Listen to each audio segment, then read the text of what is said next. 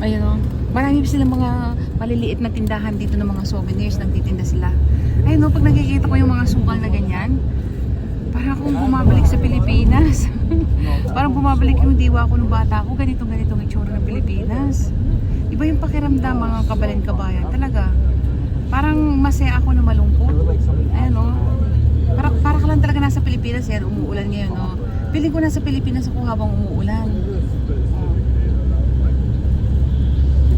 Ito, bayan ng Valladolid. Hindi ko ma-pronounce mga kabayan. Sandali ah.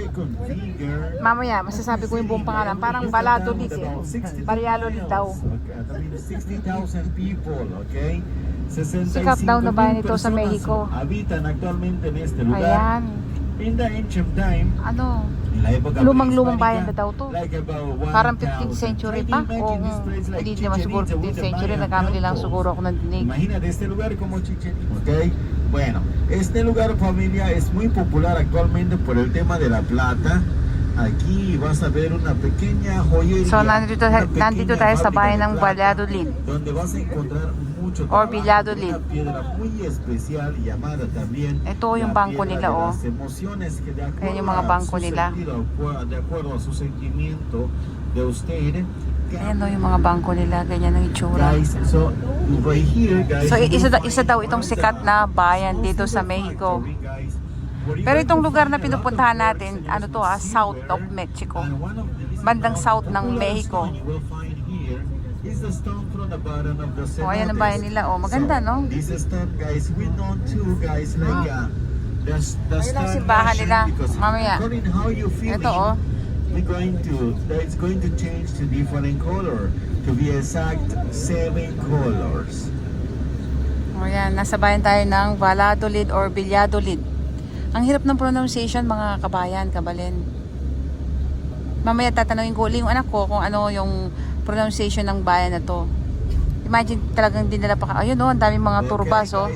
Ibig sabihin maganda tong bayan na to. Pero yung bayan na daw to, isa ito sa mga bayan na lumang-lumang bayan na matagal ng bayan. Tingnan yung mga building oh.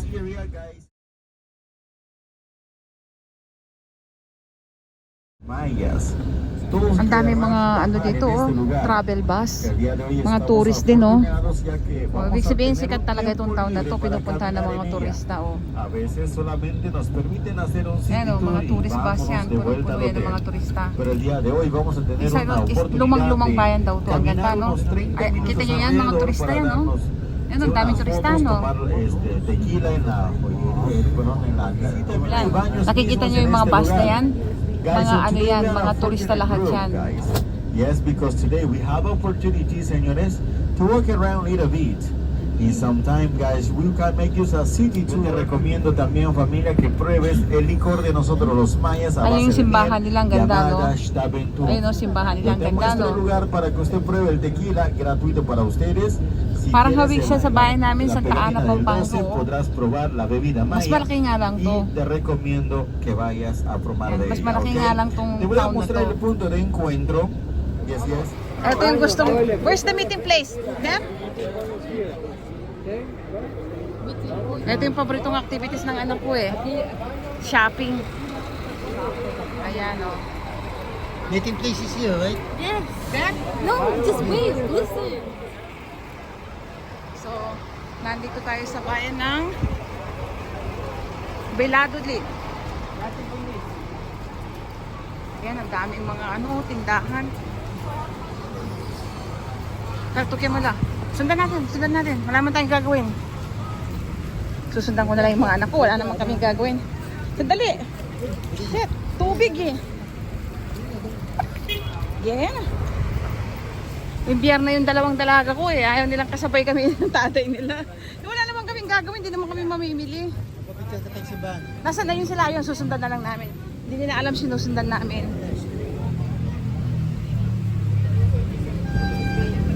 May ice cream mo ay. Matamis yung ice cream. Bawal yan.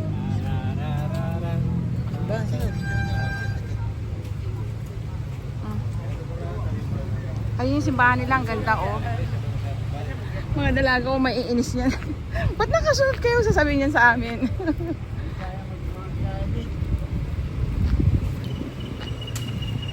Ayan. Gusto ko pumunta tayo sa mga building sana.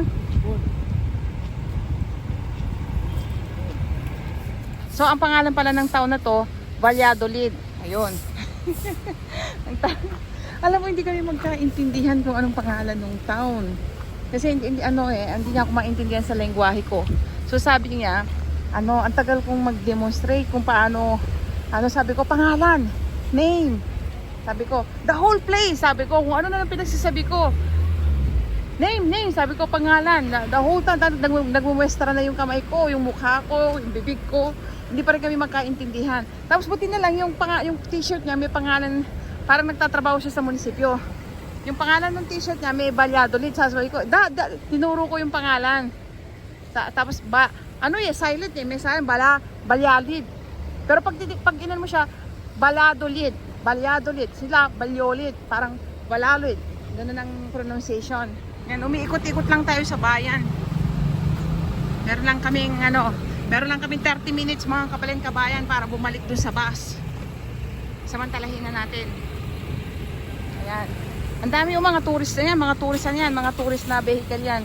Yung iba van, yung iba mga bus, pero karamihan mga bus.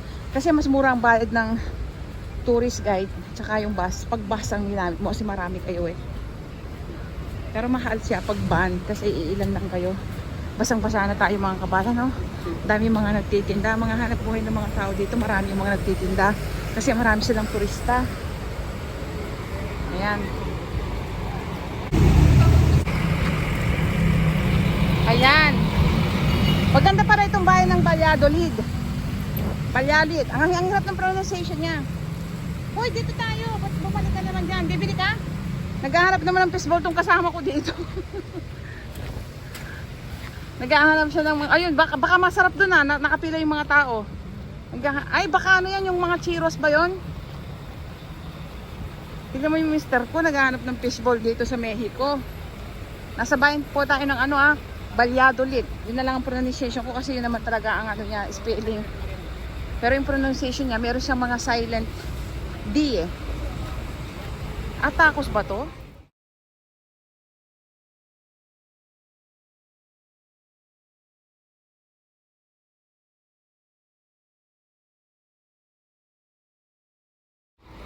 Natatakpan ng mga tourist bus yung view eh. Ayan. Sikat itong taon na to eh. Binibisita ng mga turista. Ayan. Maganda nga naman siya in fairness. Ayan o. Gusto mo ng ice cream? Bumalik na naman pala kami sa dati. Doon nga atin o. Umiikot. Ayan yung simbahan nila. Ang ganda o. Umiikot-ikot lang tayo eh. Wala kayong panaderya dito. Ano yung tinitinda doon? Naghahanap ng fishball tong asawa ko eh. Meron kayong fishball dito. Sabi ko baka may kwek din. Churros. Churros yun to, matamis yun eh. Yung churros kasi matamis yun, parang tinapay na matamis. Ayun. Alika, punta naman tayo dito. Ayan. Baka, ayun yung churros nila. Baka masarap yung churros. Bumili ka nga sa mga anak mo. Baka, meron ng pagkain sa sa hotel eh. Ayun yung mga souvenir shop oh. Gusto mo maglagay ng ganyan sa sasakyan? Maganda yung sasakyan oh. Hindi oh.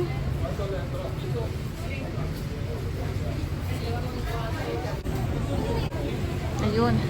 Yung sikat na churros ng mga Mexicano. Ayan oh, churros nga ba? Tama.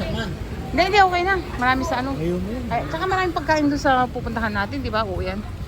Ayan. So ayoko nang bumili ng pagkain kasi mga coffee shop nila oh. Kasi marami nang pagkain doon sa uuwian namin. Ang ganda ng mga bago. Ayan oh. Ganda ng mga gift shop no. Ito restaurant.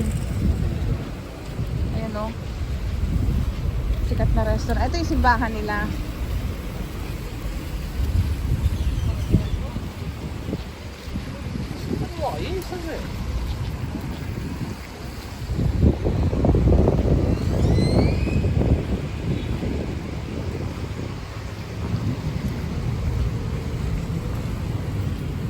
Hindi mo.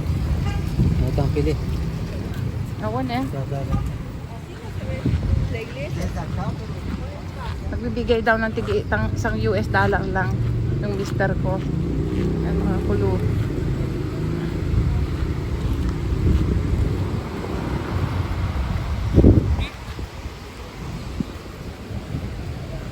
Asan yung isa?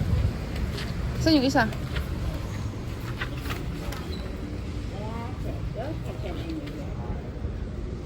Ayun yung simbahan nila. Ganito pala yung simbahan nila. Ayan, ito yung mga simbahan ng mga Mexicano.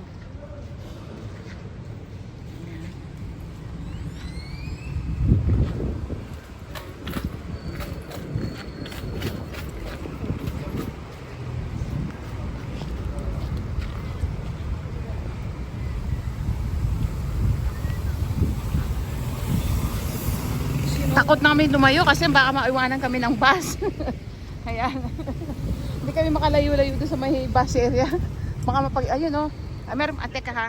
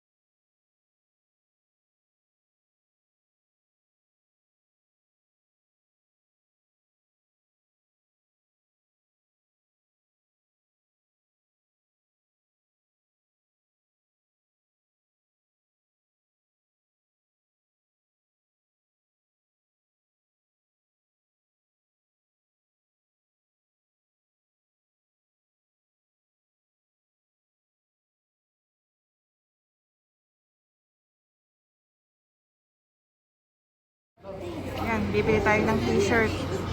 It's 1050 each. Got US? Yeah, 10.50 each. Kumana kami na ito. Yeah.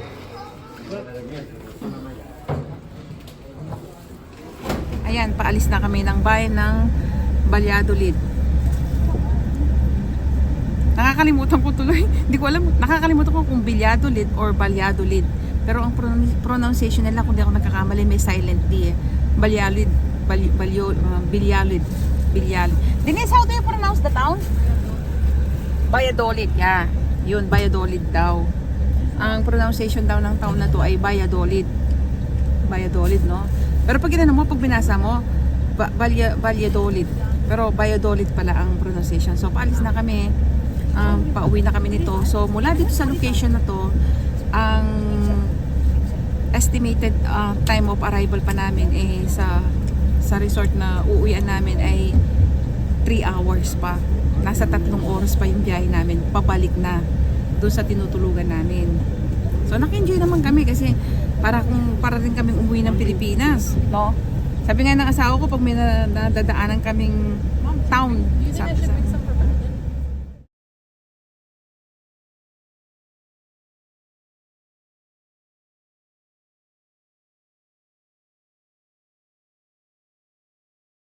Kung nagustuhan nyo ang aking video, huwag niyong kalimutang i-like at huwag niyong kalimutang mag-subscribe.